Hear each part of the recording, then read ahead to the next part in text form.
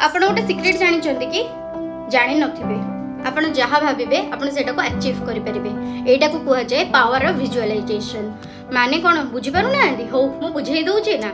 तो फर्स्ट है आपण जो जगह पहुंचे को जाउचंती से जगार कथा इमेजिन करंतु बा विजुअलाइज करंतु निजो को से प्लेस रे रखी विजुअलाइज करंतु।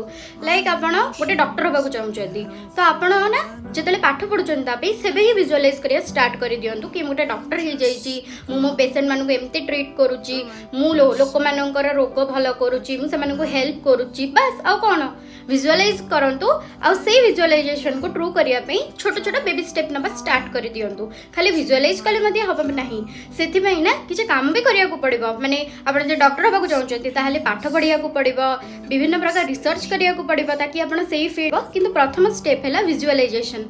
आपण जदी विजुअलाइज करि परचंती निजो को सेही जागा रे माने यू आर 80% देयर बाकी 20% आपण परिश्रम करके अचीव कर देबे। किंतु फर्स्ट विजुअलाइज करबा स्टार्ट करंतु। आपण को स्वप्न रे किछ लिमिट नाही म स्वप्न आपण ना ऑर्डिनरी देखिबा किछ दरकार नी एक्स्ट्राऑर्डिनरी स्वप्न देखंतु। आमे स्वप्न आमे मिसी के सब साकार करबा।